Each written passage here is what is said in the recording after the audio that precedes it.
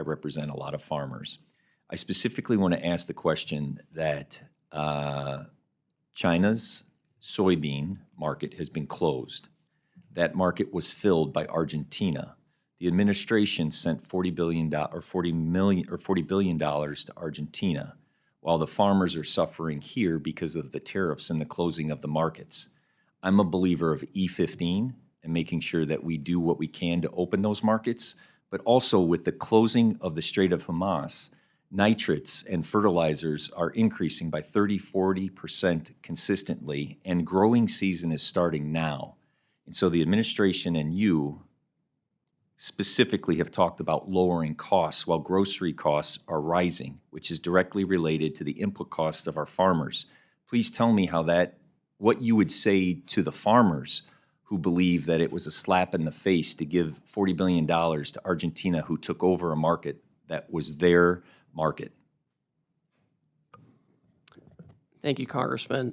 With respect to Argentina, again, this is something China does. Anytime we try to defend or take care of unfair trading practices, China tries to squeeze us, and they always use our farmers as a target. That's why we don't want them to be super dependent. They get it from Brazil, they get it from Argentina. The tariffs purposely took the soybean market away from the American farmers because you don't want them to have that market?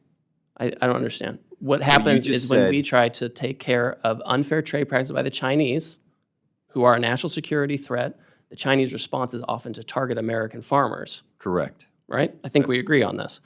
And then the Chinese start importing from Brazil or Argentina or other places. With respect to the $40 billion, that wasn't a gift. You didn't call it a gift. Secretary Beth. Well, you said you gave it to him, so you give a gift. You're being presumptive. The United States said that we gave it forwarded $40 billion to Argentina. Don't put words in my mouth. I did not say gift. The United States of America made a return on that. Very good. So, if you don't want us to make a return on our money, we don't have to. But I think gave it's better them a that return on what? When you give a country a loan from a fund that's set up by Congress to help float countries. So the $40 billion to Argentina was a loan? So Congress, they control the purse, right? And you set up by statute the executive funds at the Treasury Department that they can use to float countries. That's what it's for. So right? Congress or the executive gave the $40 billion, returned $40 billion to Argentina, because we're losing track that the farmers, you didn't answer the question.